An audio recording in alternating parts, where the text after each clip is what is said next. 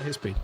E aí a gente vai para os Estados Unidos, China e União Europeia. O que o Brasil pode ganhar ou perder com essa guerra tarifária? Vamos lá, no começo, na largada, perdemos todos. Quando eu digo perdemos todos, o que é tarifa? Tarifa nada mais é do que um tipo de imposto. O que um imposto faz? Encarece tudo.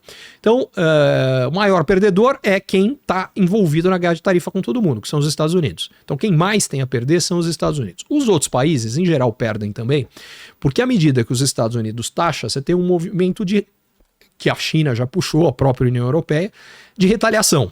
Quando esses outros países também taxam, os produtos vão ficar mais caros nos Estados Unidos, na China, na União Europeia.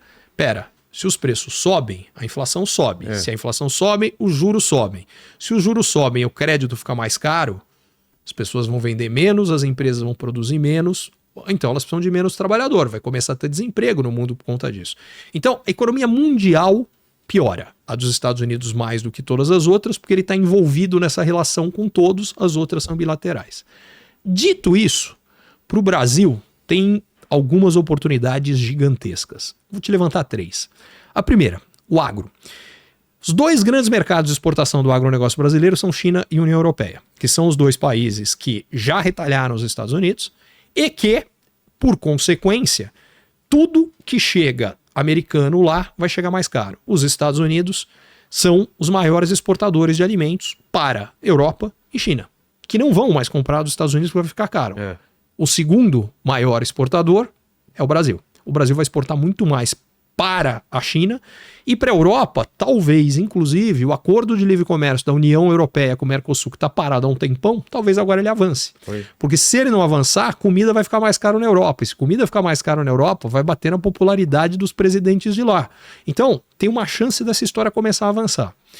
Então, o agro é o primeiro grande beneficiário no Brasil. O segundo, desde que essas tarifas sejam mantidas, tem tanto ida e vinda que a gente grava hoje e amanhã não sabe como é que tá. Exato. Enfim, mas se as tarifas forem mantidas, a gente vai começar a ver produção vindo para o Brasil. Pelo seguinte, o Brasil está no grupo dos países menos taxados. Os que foram mais taxados são países que exportam muito para os Estados Unidos, que é o caso de China, da própria União Europeia, mas é o caso de México, de Canadá.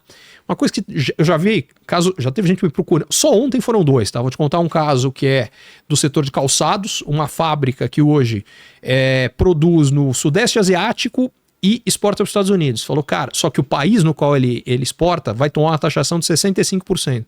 Falou, cara, do Brasil é 10%, vou montar a fábrica no Brasil.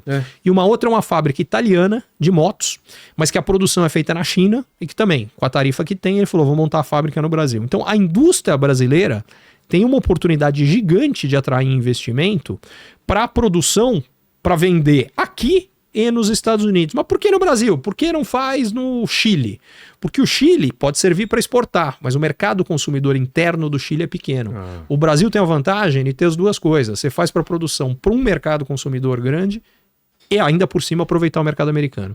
Tava vendo que a Apple tava tirando da Índia 1 milhão e tantos de iPhone para sair dessa taxação, né? Bom, esse exemplo que você está dando é ótimo. Com a taxação como está hoje, o iPhone nos Estados Unidos fica mais caro do que no Brasil. Se mantido do jeito que tá, daqui a pouco tem americano vindo pro Brasil comprar iPhone. Cara, já pensou? Isso ia ser uma Cara, ia ser a coisa mais maluca do mundo, mas qual é a lógica do Trump com isso? Ele fala, vai ficar tão caro que a Apple vai levar a produção dos Estados Unidos. E eu acho que vai mesmo, para vender pro mercado americano. Mas por outro lado, o que vai cair? Então, os Estados Unidos vai atrair, de fato, investimento e produção pro mercado americano. A contrapartida, os Estados Unidos vai perder brutalmente o que os Estados Unidos faz para exportar para o resto do mundo. Porque, por exemplo, ele não vai mais conseguir exportar nada para a China ou para a União Europeia por conta das tarifas que são colocadas em represália às tarifas do Trump. E aí, quem produz para exportar para esses lugares e produzir nos Estados Unidos não vai mais, vai procurar outros lugares. Oportunidade para o Brasil de novo. Mas é estranho porque os Estados Unidos não atravessam uma crise de desemprego grande. Não. Então, levar mais empresa para lá, onde vão estar esses trabalhadores? Aí a gente precisa entender por que o Trump foi eleito e quem é o eleitorado dele, que vem do seguinte. Quando a China entrou no MC em 2001, como eu falei, ela mudou o mercado, a economia mundial de 2 formas. Mais demanda de commodities, mais boca para alimentar, e mais oferta de mão de obra. Os salários caem, isso faz 25 anos. Depois que os salários caem, acontecem 3 coisas. A primeira, quando cai o salário, o custo para as empresas produzir fica mais barato. Aí as empresas começam a vender mais barato, o preço dos produtos cai. Por consequência, até uns 2, 3 anos atrás, ao longo de 2001 até mais ou menos 2021, a gente teve uma inflação muito baixa no mundo e os juros no mundo despencaram. Isso aqui produz algumas coisas. A primeira, salário mais baixo. O americano que depende de salário viu o salário dele encolhendo, viu em muitos casos o emprego dele indo para a China ou para o México, e aí esse cara não achou graça nisso. Por outro lado, o consumidor americano se deu super bem, porque os produtos ficaram muito baratos lá. Lembrando que todo mundo é consumidor. Boa parte é trabalhador, mas nem todo mundo, mas todo mundo é consumidor. Mas o trabalhador saiu perdendo. A indústria americana faz 1/4 de século que está estagnada. E estagnada em produção, em quantidade de trabalhos caiu porque aumentou a automação. Bom, moral da história. O cara que dependia da indústria para ter o trabalho dele tá desempregado. Vários arrumaram empregos em outras coisas, alguns não. E esse pessoal não está satisfeito. Segundo, como caiu o custo de mão de obra para as empresas e caiu a inflação e os juros, o custo de financiamento das empresas americanas caiu. Com custo de financiamento mais baixo e salários mais baixos, a lucratividade das empresas americanas foi lá para baixo. É o que acontece nesse 1/4 de século. A bolsa americana vai aos céus. Quem ganha dinheiro? Quem tem dinheiro investido em bolsa, que é mais ou menos metade dos americanos. Metade tem, metade não tem. Você acha que a metade que investe em bolsa é a mais rica ou a mais pobre? Mais rica. A mais rica ficou mais rica do que nunca.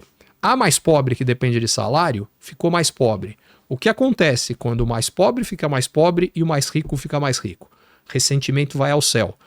Problema do Brasil. Má distribuição de renda, tem um mando de gente que fala, pô, meu vizinho tá cada vez melhor e eu tô ferrado? Esse cara fica louco da vida. Bom, esse cara louco da vida é o alvo do Trump. Aliás, isso aí, esse ressentimento causado pela má distribuição de renda é pano perfeito para populista de esquerda e de direita. O que o populista de esquerda fala nessa hora? Cara, sabe por que você tá mal?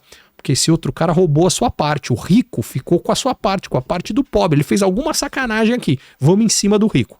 Esse é o discurso do populista de esquerda. E, em parte, é o discurso que a gente vê no Brasil hoje. Populista de direita fala, sabe por que você tá mal? Porque alguma minoria, algum grupo de fora foi com essa parte. Imigrante, o mexicano, o chinês. Aí vem o discurso do Trump. O que eu vou fazer? Eu vou acabar com os imigrantes, vou botar para fora os que já estão, não vou deixar entrar mais e vou colocar tarifa, porque então esse seu emprego vai voltar. Então, o diagnóstico, o entendimento dele do problema e da insatisfação do americano estava correto, e por isso que ele se reelegeu.